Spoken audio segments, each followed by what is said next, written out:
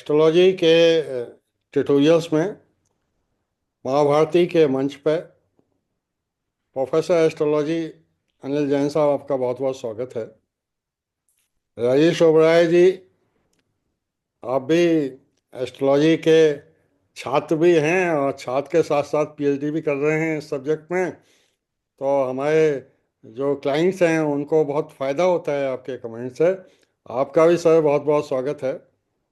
Sir, आज एक कन्या की कुंडली के सापेक्ष एक लड़के की कुंडली प्रस्तुत की गई है सर।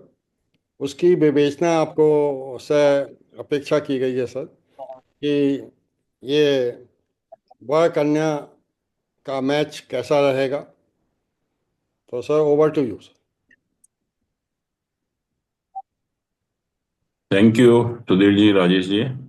और जैसा आपने कहा कि ये वर कन्या के मैच के बारे में हम लोग देख रहे हैं। आज कन्या का हॉरोस्कोप हम लोग पहले भी देख चुके हैं और पहले भी एक किसी लड़के से मिलान किया था। आज ये दूसरा लड़का है। पहले हम लोग थोड़ा सा लड़के का हॉरोस्कोप देख लेते हैं, क्योंकि जो कन्या का हॉरोस्कोप है उससे हम लोग ऑलरेडी परिचित हैं। जी। तो शायद हम लोगों ने यही कहा था कि लड़के का जो हॉरोस्कोप है वो काफी अच्छा होना चाहिए मैरिज के पॉइंट ऑफ व्यू से, जिससे लाइफ में कोई प्रॉब्लम ना हो। तो सबसे पहले हम लोग कोशिश करते हैं जो लड़का इन्होंने बताया है उसका हॉरोस्कोप देखने के लिए। ये उसका जो डेट ऑफ बर्थ है, 8 नवंबर 1994, टाइम 16:02 है, और जो प्लेस है वो मेरठ है। ये लग्न कुंडली है इसकी जो है।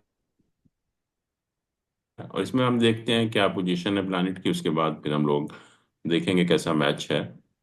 तो सबसे पहले तो अगर हम इस हॉरोस्कोप को देखें कि मून जो है वो अकेला है, मून के आसपास कोई प्लैनेट नहीं है। और अगर मून के आसपास कोई प्लैनेट नहीं होता है तो उसको हम एक केंद्रुम योग के नाम से जानते हैं कि मून हमारा या माइंड हमारा एक्टिवेट नहीं होता है, जिससे लाइफ में हमें काफी मेंटल टेंशन रहता है। तो मैं देख रहा था कि उसके कई सारे नियम भी हैं जिसमें वो नलीफाई हो जाता है। तो यहाँ पर ये नवांश चार्ट के थ्रू नलीफाई हो रहा है। अगर नवांश चार्ट में देखें अगर हम ये, तो मून जो है वो इंटीमेट फ्रेंड की राशि में है और उसके साथ जुपिटर का एसोसिएशन भी है।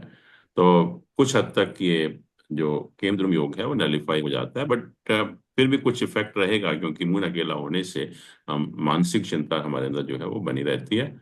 बट कुछ हद तक कम इसलिए हो गई कि अदरवाइज तो बहुत खराब होता कि नवांश चार्ट के थ्रू वो नलीफाई हो रहा है। दूसरा हम देखें कि जो मंगल है, बेसिकली मंगल क्या है, मंगल हमारा भाग्यस्थान का स्वामी है। यहाँ पर 9th हाउस का लॉर्ड है। मंगल जो है वो नीच का है, नीच का है। और ये 5th हाउस में प्लेस्ड भी है। और इसके साथ अगर हम देखें तो शनि यहाँ पर आस्पेक्ट कर रहा है, केतु भी यहाँ आस्पेक्ट कर रहा है और राहु भी यहाँ आस्पेक्ट कर रहा है। मतलब मैलिफिक प्लैनेट या अशुभ ग्रहों का एसोसिएशन ज्यादा है। और नीच का है मंगल। और जो प्लैनेट नीच के होते हैं तो पहले हम लोग देखते हैं कि कोई नीच भंग राजयोग तो नहीं बन रहा। बट यहाँ पर हम देख रहे हैं कि मून का जो है, सॉरी, मंगल का नीच भंग नहीं हो रहा है। तो मंगल एक नीच का प्लैनेट है और एफ्लिक्टेड भी है। और यहाँ पर खास तौर से हमारे भाग्यस्थान का भी लॉर्ड है, और ये जो 2nd हाउस है हमारा वेल्थ है उसका भी स्वामी है। तो मंगल की पोजीशन जो है बहुत अच्छी नहीं है यहाँ पर। और उससे भी जो इम्पोर्टेंट चीज है, अगर हम यहाँ देखें तो 5 प्लैनेट हैं 8th हाउस में। सन है, राहु है, मरकरी है, वीनस है और जुपिटर है। और इन दोनों को अगर हम डिस्टेंस देखें सन और राहु का, सन आप देख रहे हैं 22 डिग्री है और राहु 21 डिग्री है। They very close. तो हम कहते हैं जैसे बर्थ हमारा एक्लिप्स के दौरान हुआ है, सोलर एक्लिप्स के दौरान हुआ है। और सन को राहु बहुत क्लोजली एक्लिप्स कर रहा है। मतलब हमारा, एक तरह से मैं कहूंगा कि सन जो मेन प्लैनेट होता है, हमारी सोल को रिप्रेजेंट करता है, उसको जब एक्लिप्स कर देता है तो कहीं ना कहीं हमारी आत्मा के ऊपर उसका काफी खराब प्रभाव होता है। वो लंबे समय तक रहता है। कि कहने का अर्थ है कि हम एक अच्छे इंसान बनना जो है वो मुश्किल हो जाता है। तो यहाँ पर ये जो सन और राहु हैं बहुत क्लोज हैं। इतना क्लोज तो शायद ही होता है, जबकि बिल्कुल जैसे एक्लिप्स के दौरान ही हमारा बर्थ हुआ है। तो सन भी बहुत ज्यादा एफ्लिक्टेड है। मून मैंने कहा कि वो भी वीक है, क्योंकि केंद्र योग बन रहा है, नलिफाई हो रहा है, लेकिन फिर भी मैं कहूंगा कि वीक है। और सन और मून ये बहुत इंपॉर्टेंट प्लैनेट है, और मार्स हमारी फिजिकल स्ट्रेंथ को भी रिप्रेजेंट करता है। तो मंगल भी यहाँ पर काफी वीक प्लैनेट बन जाता है। अगर हम शादी के पॉइंट ऑफ व्यू से देखें, तो ये जो 6th 7th हाउस होता है शादी का, इसका लॉर्ड 8th हाउस में है। मरकरी जो है इसका लॉर्ड 8th हाउस में है। तो 7th का लॉर्ड 8th हाउस में अच्छा नहीं माना जाता। और दूसरा यह है कि इस हाउस के साथ भी एक तो 5 प्लैनेट हैं यहाँ पर, 1 2 3 4 5, और एक शनि है जो दूसरा त्रिक हाउस में है। तो 6 प्लैनेट हम कहेंगे त्रिक हाउसेस में है, जो नेगेटिव हाउस हम मानते हैं, और वो हमारी लाइफ में जो प्रॉब्लम्स होती है उसको इंडिकेट करते हैं। तो इसका अर्थ यही है कि अगर 6 प्लैनेट अगर हमारे त्रिक हाउसेस में हैं, तो life is full of problems. Life में कभी स्टेबिलिटी नहीं आती, हम कहें लाइफ में प्रोस्पेरिटी भी नहीं आती जो है। और खास तौर से 8th हाउस में है, जिसमें सन है, राहु है, और मंगल भी उसको देख रहा है, शनि भी उसके पास में है। तो सारे मैलेफिक का भी एफ्लिक्शन है। तो मैरिज के पॉइंट ऑफ व्यू से ये पोजीशन जो है बहुत अच्छी नहीं मानी जाती। उसके अलावा भी अगर आप ये जुपिटर, जो कि एक मेन प्लैनेट है, जो हमें ईश्वर का आशीर्वाद प्रदान करता है, हमारे भाग्य को सुधारता है, एक डिवाइन ब्लेसिंग देता है हमको, जो एक प्रॉस्पेरिटी का कारक है, और यहाँ लग्न का लॉर्ड भी है, जो हमारी कैपेबिलिटी है, हमारा पोटेंशियल है, उसका लॉर्ड है। तो इसको भी अगर हम देखें तो ये कम्बस्ट लिखा हुआ है, तो सन की डिग्री 22 है, और जुपिटर की डिग्री 29 है। तो ये भी कम्बस्ट है। कम्बस्ट होने का मतलब उसकी जो स्ट्रेंथ है वो खत्म हो जाती है। वो एक तरह से बिल्कुल नेगेटिव प्लैनेट बन जाता है। तो जितने भी जो इम्पोर्टेंट प्लैनेट हैं हमारे हॉरोस्कोप में, सन है, मून है, मार्स है, जुपिटर है, मरकरी है, वो सारे के सारे हम देख रहे हैं कि इस हॉरोस्कोप में जो है वो वीक प्लैनेट माने जाते हैं। और इसके अलावा जो शुक्र है शादी का कारक भी होता है, और हमारा जो भोग स्थान का कारक भी है, भोगों का कारक भी है, सेंसुअल प्लेजर्स का कारक भी है, वो रेट्रोग्रेड है, वक्री है। और मेल के केस में विनस हमारे शादी का भी कारक होता है, सेक्स का भी कारक होता है। तो अगर शादी का कारक या सेक्स का कारक जब भी वक्री होता है, वक्री होता है, तो अब देखिए वो कुछ ना कुछ हमारे लव रिलेशंस में, मैरिटल लाइफ में, या कहीं ना कहीं हम कहीं सेक्स स्कैंडल में इन्वॉल्व हो जाते हैं जो है। तो उस पॉइंट ऑफ व्यू से भी मैं कहूँ कि बहुत अच्छा नहीं है, क्योंकि वीनस का रेट्रोग्रेड होना मेल के हॉरोस्कोप में बहुत अच्छा नहीं माना गया जो है। और अगर हम नवांश चार्ट भी देखें, उससे पहले दशा भी देखें, दशा राहु की दशा चल रही है अभी, और राहु की दशा 18 साल की होती है। राहु की दशा जो है वो 18 ईयर्स की होती है, अभी 34 तक चलेगी। और अभी तो राहु शनि का पीरियड खत्म हुआ है, फिर ये और भी ये पीरियड काफी एडवर्स होते हैं। तो दशा भी फेवरेबल नहीं है। हम कहें कि किसी तरह से अगर दशा भी फेवरेबल है, तो कहीं बैलेंस हो जाएगा। तो बैलेंस भी नहीं हो रहा, क्योंकि दशा भी फेवरेबल नहीं है यहाँ पर जो है। और अगर हम नवांश चार्ट को देखें, जो डिविजनल चार्ट है, जिसको मैरिज के लिए बेसिकली एनालाइज करते हैं, तो यहाँ जो 7th हाउस है, इसका लॉर्ड सन है। और सन को हम देख रहे हैं कि उच्च का तो है, लेकिन राहु उसको साथ में ही है। राहु तो मंगल जो है वो इस हाउस को देख रहा है, शनि इस हाउस को देख रहा है, और केतु तो है ही है। तो मतलब सन के साथ सारे मैलेफिक प्लैनेट का एसोसिएशन, सारे अशुभ ग्रहों का एसोसिएशन है। एक भी शुभ ग्रह का एसोसिएशन नहीं है। तो नवांश चार्ट में जो 7th हाउस का लॉर्ड है, जो शादी का स्थान है उसका लॉर्ड है, वो भी जो है बैडली एफ्लिक्टेड है। वो भी बैडली एफ्लिक्टेड है। और इवन अगर हम 7th हाउस को वैसे भी देखें, तो मंगल उसको देख रहा है, राहु देख रहा है उसको, शनि यहाँ पर देख रहा है। तो हाउस भी खुद भी जो है अफ्लिक्टेड है, मतलब सेवंथ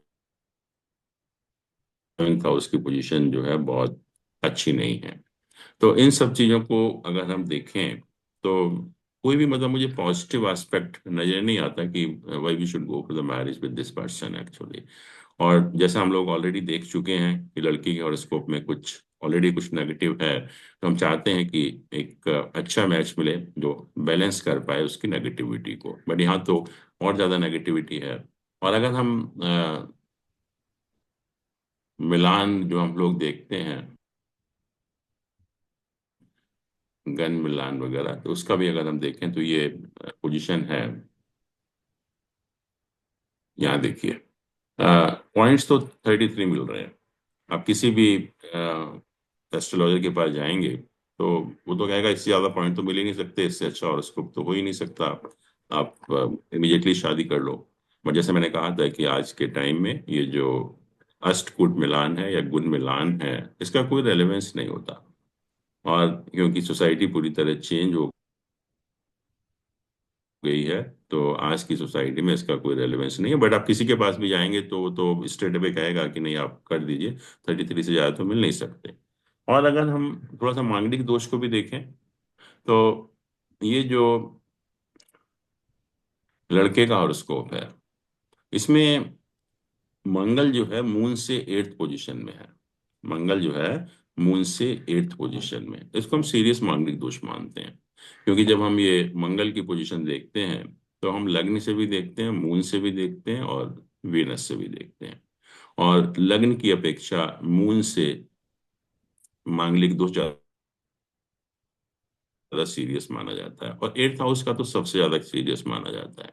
तो it affects adversely the health of the spouse. तो ये लड़के का जो है वो सीरियस मांगलिक दोष है यहाँ पर जो है। और अगर हम लड़की का देखें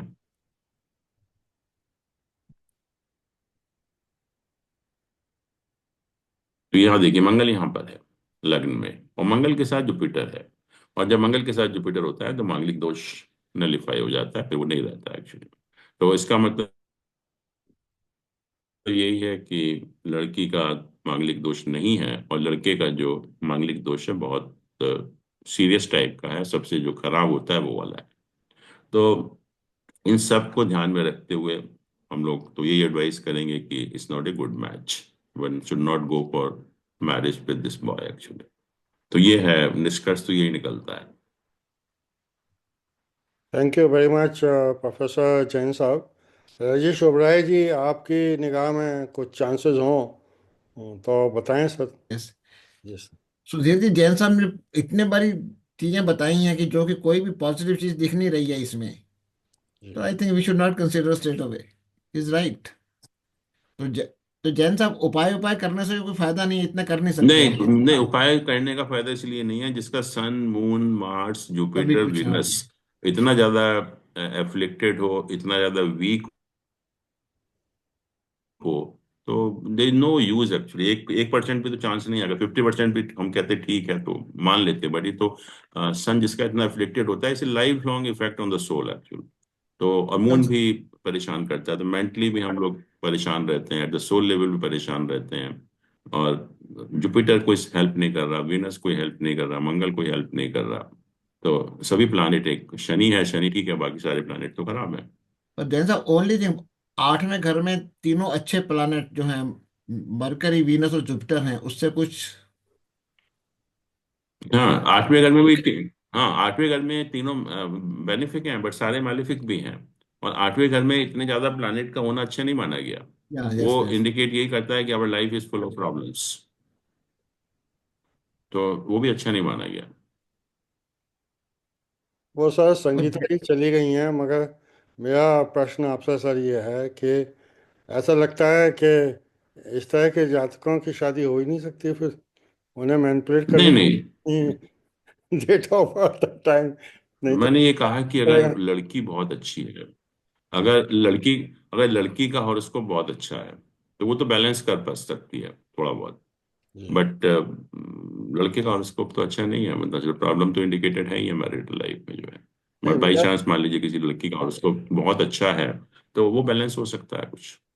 नहीं सर, मेरा प्रश्न ये था कि इस बच्चे की जो मेल है, हॉरोस्कोप अगर इतनी खराब है तो कौन लड़की शादी करेगी? क्या मतलब यह है कि मैंने कहा ना कि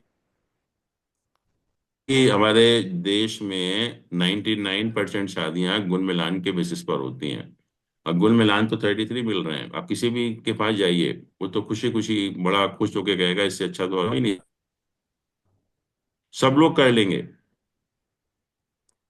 पर Anil ji, there are some rules इस तरह के भी है ना कि पहले घर का यदि उसका सातवें घर के उसका मून वाले का सेम राशि हो जाती है, ऑल दोस्त ऐसा कुछ गुण मिल जाए और फिर बाकी जन्मपत्ति देखनी नहीं पड़ती, ऐसा भी तो नहीं नहीं नहीं नहीं नहीं नहीं। कुछ कुछ बड़ा पॉइंट मिल जाता है तो बाकी मतलब नहीं देखना खराब जब होता। हॉरोस्कोप की पोजीशन होती है तो उसका, नहीं नहीं नहीं, बट वो सब्जेक्ट टू की हॉरोस्कोप तो ठीक होना चाहिए ना। ये हॉरोस्कोप ही खराब है तो वो सब चीजें क्या करेंगी जो है। और खास तौर से ये प्लैनेट तो बहुत इंपॉर्टेंट है ना, सन है, मून है, जुपिटर है, वीनस है, तो फिर बचा क्या लाइफ में। और दशा भी राहु की चल रही है, और राहु की दशा लंबे टाइम तक चलेगी अभी। दशा भी तो फेवर नहीं कर रही है ना किसी की। सर एक प्रश्न और है कि अब जनरली जिन बच्चों का हॉरोस्कोप खराब होता है उनके माता पिता किसी विद्वान एस्ट्रोलॉजर के पास जाते हैं और कुंडली को सही करा देते हैं।